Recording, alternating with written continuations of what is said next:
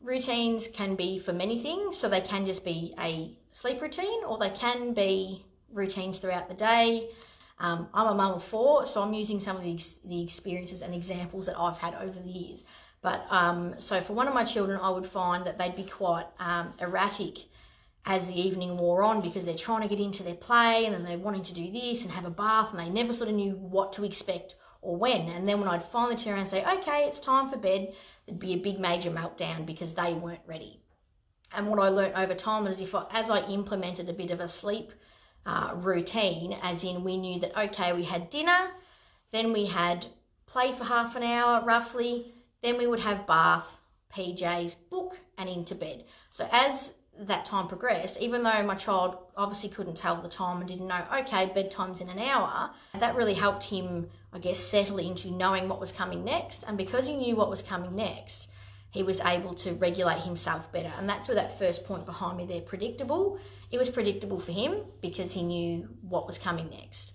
And a lot of the information that I'm drawing from as well comes from the Raising Children Network, but is a really great website for parents of children of all ages over a range of topics, and they include information on routines. They've even got some great COVID-19 resources as well. So regular, and this can be one that is a bit more tricky to stick to, I suppose, particularly for weekends, but keep it regular. Do it every day, even on the weekends if you can. So it's something that, again, if it's predictable and it's regular, it's happening all the time, the children will know what to expect. That will take time. So if you implemented a routine today, you're probably not going to see results tomorrow or the next day. It is something that's worth persevering with, and get the children involved if you can. So my bottom point down there about having pictures or photos, basically the child puts a name up the top, and then it provides a set of pictures that you can then use for, and this in this example is a bed routine.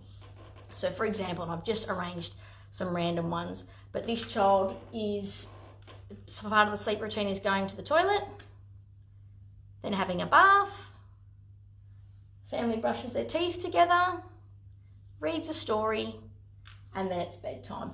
And there are different pictures, and you can modify it as it suits you. And if they are getting sort of angsty or a little bit unsettled over the evening, you can say, well, look, now we've been to the toilet and had our bath, next we're going to brush our teeth. So then it encourages them, because it's not just you saying, okay, it's time to brush your teeth. Say, look, it's on our chart that we made together. Remember, it's got your name on it, and this is what we do every night. We've got to do this now. So then we're going to brush our teeth and have our story. Come and pick a book. Get your child involved. Come and pick a story. Which one would you like? If you've got a lot of books, you can, something particularly for your toddlers and your really, really strong-minded children, is actually give them a choice, but keep the choice limited yourself. So give them a selection of 2 or 3 books. 2 is nice and easy. Would you like this book or would you like that book? The child is then still getting able to express themselves and make the final decision, but you're not there for an hour standing in front of the bookcase while the child has a look through 50 titles to work out which one they'd like today. So it's all about, I suppose, empowering the child, getting them involved, giving them choices, but limiting that as well so that it's manageable for you. So, of course, you don't need to use pictures like these. You could have your children draw pictures in for the different things. So, okay, what do we do after we have a bath? We brush our teeth. Let's draw in our picture there of what we look like when we're brushing our teeth. And these can be things that you're doing throughout your day. If you're looking for things, to do together while you are at home a bit more, get them in, get them drawing and doing things for a purpose. They love doing things. You're like, great, when we finish this chart, I'm going to pop it up on the wall. We're going to look at this every day. And alternatively, or another option is take pictures of your children doing these things. Take pictures, print them off, and then put them in the chart. And again, it gives them that great sense of ownership, that it is their individual routine chart that they can see with their own faces, which is really fantastic. So my third point, on top of having routines that are predictable and regular, is sometimes the transitions. So I found with my particular child that he'd be so busy playing that if I said, right, stop what you're doing, it's bath time now, we're getting ready for bed, that would be a bit of a trigger for him. So I had to sort of work on making sure that he had a little bit of a verbal warning. And it would just be, for him, it was enough to say, look, we've got 5 more minutes of play, then we're having our bath time. And what I would do is I'd give the 5-minute warning, and then I'd usually give a follow-up one. And of course, A parent 5 minutes and a child 5 minutes can vary a little bit. That depends on you and your family. And then I'd usually say, okay, buddy, 1 more minute, and then we're going to go and have a bath. And that was enough for him to wrap up what he was doing. And then when I finally said, okay, it's bath time, he would be able to, most of the time, put down what he was doing and come and do a bath. I'm not saying it's a fail-safe, but I just found in my experience that it just helped him transition a little bit better through that process and into bed. We've got a child who's doing fantastic and will go through the routines by himself, and then sometimes that he won't. And as he's getting a little bit bigger, it's getting harder. You know, when you've got a toddler, you can pick them up and sort of help direct them. As they're getting bigger, it can be quite a strain on our backs, particularly if they don't want to participate. So I can absolutely feel that as well. I think the ideas of getting involved in terms of like jumping in the bath with him is fantastic and is definitely going to get a great response from him, although it's obviously not practical if you need to be doing other things, or you know, you've got other children that need to tend to as well. My initial thought, and again, for more in-depth stuff, having a chat to your maternal child health nurse and your GP might be the way to go. Are there ways to limit the things in his day that he absolutely has to do? Obviously, you know, bathing, eating, they're things that children need to do and we need to make them do. Are there other things that, you know, you're having struggles over that potentially aren't all that important? And maybe if there are, on reflection, trying to limit the things that you're sort of putting your foot down going, look, we actually do need to do this. Keep them limited as much as you can. If it's things like arguing over he doesn't want to read a story, or he doesn't want to wear the blue pants, he's happy in his red pants, they're probably things that I guess we take a step back and go, if it was going to cause big issues, I'd probably let that slide. And again, every family is going to be individual in terms of what is acceptable and what isn't, and just in terms of whether that works for you or not. Some children really thrive on quite a structured routine, and they need a lot of assistance to make decisions that they need. Other children are a little bit more go with the flow. So again, I'm only generalising, but Crystal, my thought would be, are there things that, you can sort of let go in terms of routines? If you haven't got a routine chart going, or maybe having that discussion about, you know, it's bath time, and bath time is Jackson in the bath, mummy watching. You know, maybe he might like to draw a picture. Maybe, again, can you show me you in the bath, and we'll take a photo of the bathroom, and you could add that to a picture routine. Just a few basic ones, so it'll have my routine. If they're a little bit older, they can actually write in there what their routine is, add in their schooling times and all those sorts of things. And there was another one that was a morning routine, which probably is still applicable, but not as applicable as when you've got families and you're trying to get out the door for 9 o'clock for school, for example. But same thing, and it comes with little bits and pieces, like brush your hair might be one of the things that you're setting your children up. Some children need a little bit more guidance to be independent. So it may be that you've got a morning routine, but your child needs a lot of assistance to get that done, or they can't remember what they need to do next, or when they get up, what do they need to do? So setting up something like this, okay, when you get up in the morning, you need to brush your hair. Then you brush your teeth. Some people and some children really work well to knowing, you know, it's an hour for this and half an hour for that.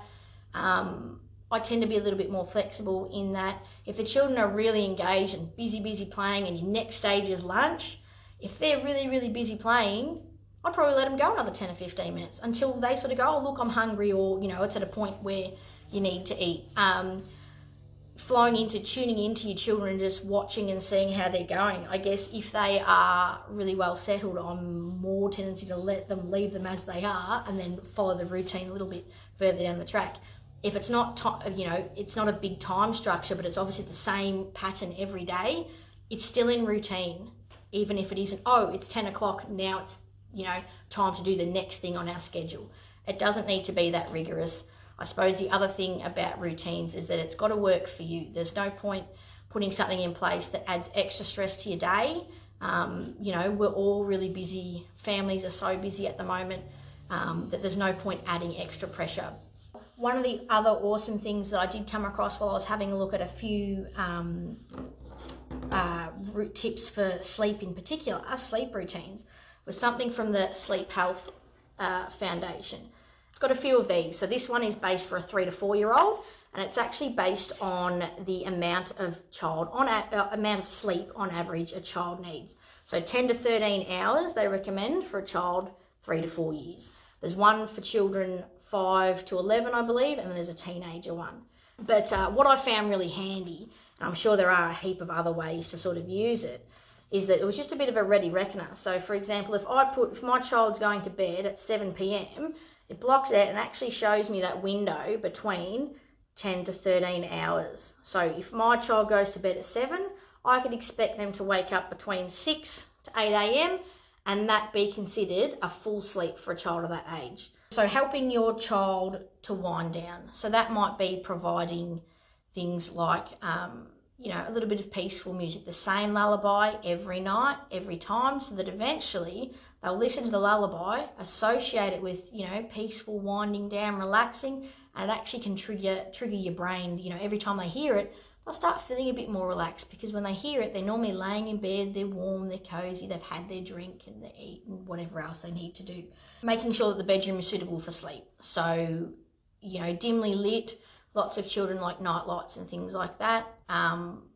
Just a little lamp, nothing, too bright. So keep it dimly lit, relatively quiet. If you're playing music, keep it down low so that they can hear it, but that it's not anything too, nothing too loud and that'll actually disturb or interrupt their sleep if they do drift off. Avoiding stimulants in terms of, cups of tea, chocolate, even some of your biscuits, bits and pieces like that from the afternoon. Soft drinks, things like that. Wean them out from the afternoon if they're things that your children are having, because it takes time to burn through their system. And absolutely, I wouldn't recommend soft drinks and things for meals at dinner time, because it's probably still going to be in their system a little bit later. Every child varies on their susceptibility, of course.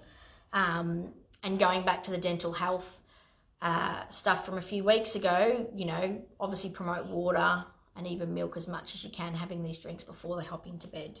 And technology was another one that they were sort of saying minimum of an hour before sleep. And this is one that, some families use the tech as part of their wind down time. So jump into bed, hop on your tablet, have a bit of a wind down.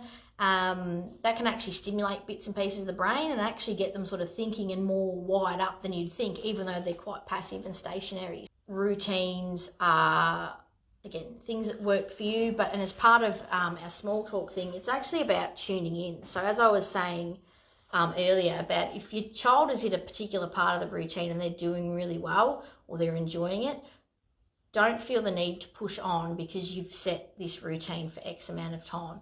Following the same regular steps is enough and is a routine.